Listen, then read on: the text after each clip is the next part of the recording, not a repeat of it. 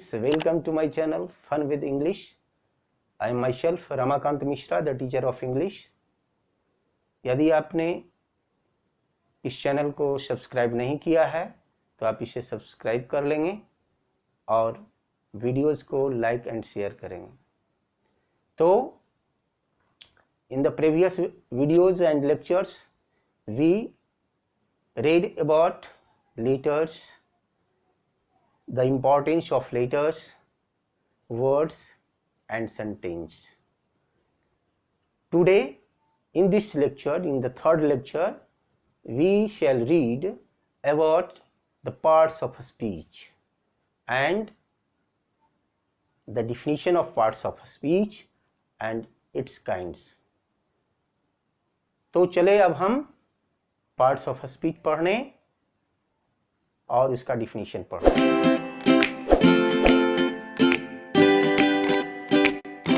Let's start parts of speech. अब हम शुरू करते हैं parts of speech. At first we shall read about the definition of the parts of speech. वैसे लोग जिन्होंने पार्ट्स ऑफ स्पीच के बारे में प्रीवियस वीडियो में मैंने हल्का सा जिक्र किया था, जिन्होंने नहीं देखा है वो डिस्क्रिप्शन में जाएं, उसमें लिंक दिया हुआ है और प्रीवियस वीडियोज को भी अवश्य देख लें. तो हम अब सीखते हैं parts of speech. The words which are used in a sentence are called as parts of speech. जितने भी सेंटेंस होते हैं उनमें जो प्रयुक्त वर्ड्स होता है, जिनका प्रयोग किया जाता है सेंटेंस बनाने में, वे सभी जो है से पार्ट्स ऑफ स्पीच कहे जाते हैं. Each and every word is called parts of speech. Ram told me that he was drinking a glass of milk. ये सभी पार्ट्स ऑफ स्पीच कहलाएंगे. लेकिन यदि उन्हें हम अलग लिखते हैं कहीं सेंटेंस के रूप में, यदि वो नहीं है तो वे वर्ड कहलाएंगे, पार्ट्स ऑफ स्पीच नहीं कहे जाएंगे, क्योंकि वहां वो किस रूप में है ये पता नहीं चल पाएगा. वो वर्ड ही कहलाएंगे, न कि पार्ट्स ऑफ स्पीच कहलाएंगे. The milkman milks a cow. ये भी जो है से क्या है, सेंटेंस है, और सेंटेंस में जितने भी वर्ड्स आए हैं वो सभी पार्ट्स ऑफ स्पीच ही हैं. तो जैसे मिल्क है, मिल्क को हम देखते हैं तो एक जगह मिल्क का प्रयोग हम नाउन के रूप में किए हैं और एक जगह मिल्क का प्रयोग वर्ब के रूप में हुआ है. अभी मुझे केवल अंतर बतलाना था कि वर्ड्स और पार्ट्स ऑफ स्पीच में क्या अंतर है. इसे बतलाने के लिए केवल मैंने प्रयोग किया इस वर्ड्स का कि ये सभी जो वर्ड हैं वो वर्ड्स कहलाएंगे, न कि पार्ट्स ऑफ स्पीच कहलाएंगे. लेकिन जब सेंटेंस में प्रयुक्त होगा जो शब्द वो पार्ट्स ऑफ स्पीच कहलाएंगे. तो अब हम चलते हैं kinds of parts of speech सीखने. Let's start kinds of parts of speech. तो अब हम पार्ट्स ऑफ स्पीच के काइंड्स जान पाएंगे, उनके गुण के आधार पर, उनमें क्वालिटी के आधार पे कैसा कौन सा पार्ट्स ऑफ स्पीच कहलाएगा, उन्हें हम पढ़ेंगे. They are 8 noun, pronoun, adjective, verb, adverb, preposition, conjunction and interjection. कुछ लोग एडजेक्टिव को एडजेक्टिव बोलते हैं, but the pronunciation appropriate will be adjective, not adjective. Adjective होगा इसका उच्चारण, एडजेक्टिव नहीं। तो आज हम इस वीडियो में नाउन, प्रोनाउन, एडजेक्टिव और वर्ब के डिफिनीशन और उसके एग्जाम्पल्स सीख पाएंगे तथा फोर्थ लेक्चर में एडवर्ब, प्रीपोजिशन, कंजंक्शन और इंटरजेक्शन का डिफिनीशन और एग्जाम्पल्स पढ़ पाएंगे। तो आप सभी वीडियो पर बने रहेंगे और सीखेंगे। अधिक से अधिक जानकारी प्राप्त करने के लिए आप आगे के वीडियो अवश्य देखते रहें। तो अब हम चलें नाउन, प्रोनाउन, एडजेक्टिव तथा वर्ब की डिफिनीशंस और एग्जाम्पल्स सीखने। Let's start noun. अब हम नाउन के बारे में पढ़ें, इसका डिफिनीशन पहले जान लें। A noun is the name of person, place, animal or thing. Traditional grammar में यही चलता आ रहा है कि किसी भी व्यक्ति, वस्तु, स्थान, जानवर इत्यादि के नाम को हम क्या कहते हैं? संज्ञा कहते हैं। In the grammar, we also read the naming word is known as a noun. जितने भी नेमिंग वर्ड हैं वो नाउन कहे जाते हैं। ऐसे आप जिधर भी आप आंख फैलाते हैं, जो आपके नज़र में चीज़ें दिखती हैं, वो सारी चीज़ें नाउन्स हैं। इसके अतिरिक्त जो कुछ फीलिंग्स और इमोशंस की चीज़ भी हैं, वो भी नाउन्स के अंतर्गत आते हैं, जो कि इसमें जिक्र नहीं है। ट्रेडिशनल ग्रामर में जिक्र नहीं है, लेकिन हम उसके बारे में भी जानेंगे, जो एब्स्ट्रैक्ट नाउन के रूप में हम उसको जानते हैं। तो देखें, a noun is the name of person. Rahul, Rahul क्या है? किसी व्यक्ति का नाम है। is going to market. Market is also the name of place. The cow likes grass. Cow is here animal, and grass is also thing. यह क्या है? चीज है, वस्तु है। तो किसी व्यक्ति, वस्तु, स्थान आदि के नाम को हम संज्ञा कहते हैं, नाउन कहते हैं। He spent his childhood with his grandpa. उसने अपना बचपन अपने दादाजी के साथ बिताया।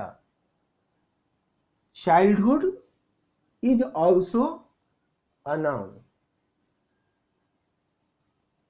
Honesty is the best policy. Policy and honesty both are nouns. दोनों nouns ही हैं। तो ए इंटरनल इमोशन को दर्शाता है, इंटरनल क्वालिटी को दर्शाता है, childhood, oldness, cleanliness, honesty, policy, sympathy, these are also nouns. तो हम समझ गए होंगे नाउन्स के बारे में। आगे अब हम प्रोनाउंस के बारे में सीखेंगे। What is the definition of pronoun. तो अब हम डिफिनीशन सीखेंगे प्रोनाउन का। तो देखें, pronoun, the word which is used in the place of noun और instead of noun is called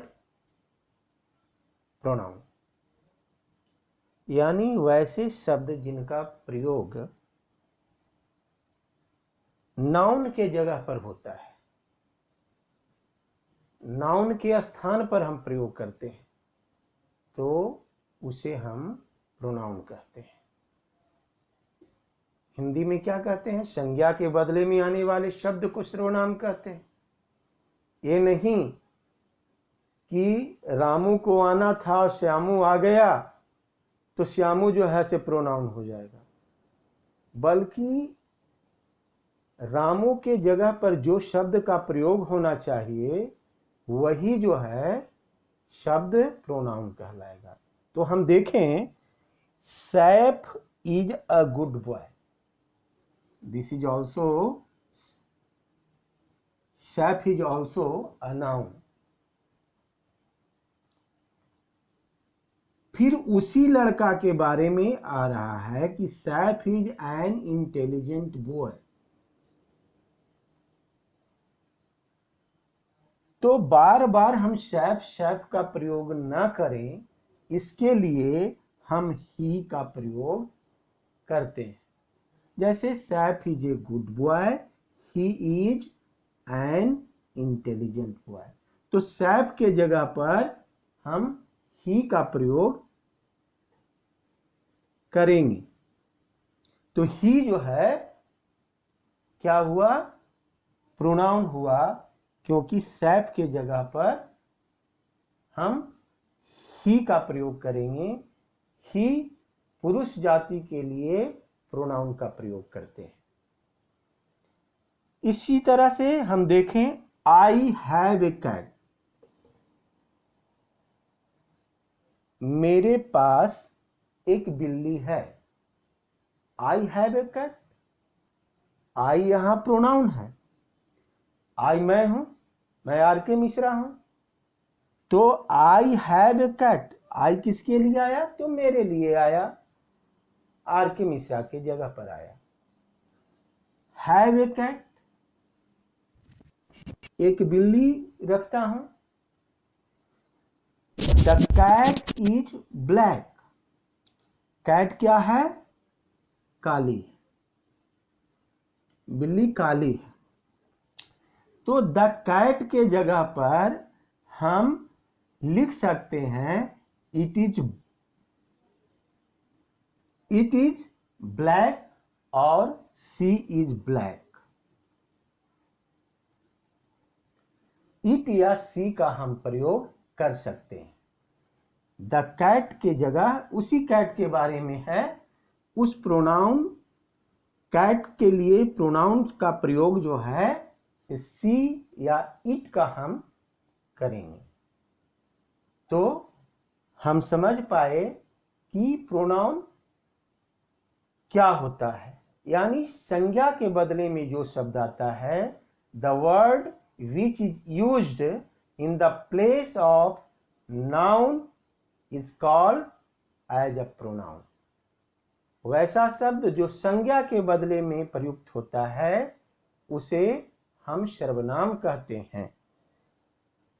तो इसका एग्जाम्पल हो गया I, we, you, he, she, it,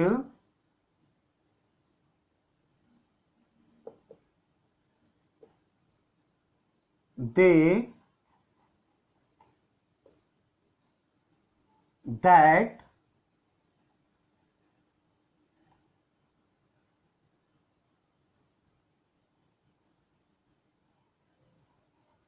etc. ये सभी जो है प्रोनाउंस हैं। आगे जब हम बढ़ेंगे, आगे के वीडियो में जब हम देखेंगे तो इसके बारे में और डिटेल्स जानेंगे। काइंड्स ऑफ प्रोनाउंस के बारे में भी हम पढ़ पाएंगे। तो अब हम चलते हैं, एडजेक्टिव के डिफिनीशन जानेंगे और उसका एग्जाम्पल्स जान पाएंगे। तो हम चलें एडजेक्टिव पढ़ें। Let's start adjective, the definition of adjective. The word which qualifies a noun or a pronoun is called as an adjective. वैसा शब्द जो नाउन या प्रोनाउन को क्वालिफाई करता हो, उसकी विशेषता बतलाता हो, दैट इज कॉल्ड एडजेक्टिव। यानी संज्ञा या सर्वनाम के जो विशेषता बतलाता है जो शब्द, उसे हम एडजेक्टिव कहते हैं, विशेषण कहते हैं।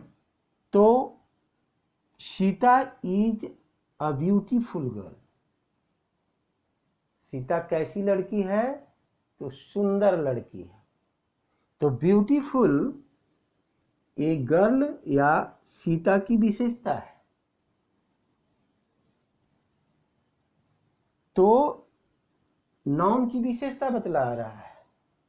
तो यहां हम देखें कि यह वर्ड जो ब्यूटीफुल है एडजेक्टिव है।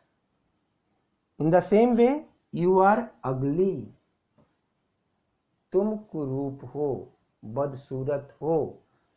तो यू यहां प्रोनाउन है और प्रोनाउन की विशेषता है अगली। तो अगली यहां एडजेक्टिव हुआ। Adjective, adjective. थर्ड एग्जाम्पल हम देखेंगे। Ramesh is kind and honest. Kind and honest. Ramesh कैसे हैं? तो काइंड भी हैं और ऑनेस्ट भी हैं, दयालु हैं और ईमानदार हैं। तो एक क्वालिटी हुआ काइंड और ऑनेस्ट।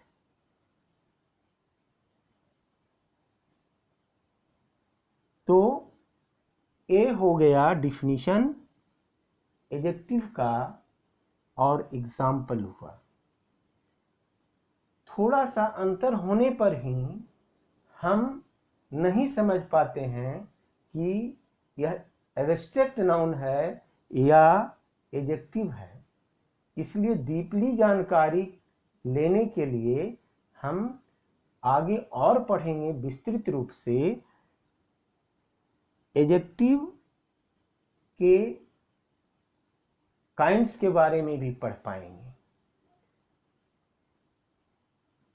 लेकिन अभी नहीं, अभी चौथे वीडियो के बाद हम एक एक करके सभी का विस्तृत रूप से जानकारी प्राप्त कर पाएंगे। तो अब हम चलते हैं, वर्ब की जानकारी लेंगे। What is the definition of verb and examples of verb. Let's start the definition of verb. A word is used to describe an action, a state, occurrence, and forming the main part of the predicate of a sentence. इसका अर्थ हुआ कि वैसा शब्द जो किसी sentence के predicate का मुख्य हिस्सा हो और वो एक्शन दर्शाता हो, स्टेट दर्शाता हो और अकरेंस दर्शाता हो। एक्शन, स्टेट एंड अकरेंस, ये तीन चीज दर्शाता हो, उसे हम वर्ब कहते हैं। कुछ लोग बोल देते हैं सामान्य बोलचाल की भाषा में, an action word is called as a verb, but this definition is not full definition of verb। यह जो है से पूरा डिफिनीशन नहीं हो पाया। पूरा डिफिनीशन हम लिख लेंगे। तो देखें, Rakesh writes a letter, writes is here action. Rakesh क्या करता है? तो पत्र लिखता है। Write shows the action of Rakesh, Rakesh के एक्शन को दर्शाता है। और ये प्रेडिकेट जितने होते हैं यहां से यहां तक, जो प्रेडिकेट हुआ उसका मुख्य हिस्सा राइट्स है। राइट्स के बिना ये लेटर अधूरा है। ठीक, I recognise you, recognise state है।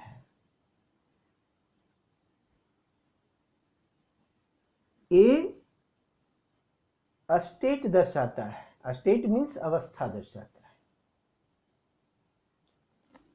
न कि स्टेट मीन्स राज्य।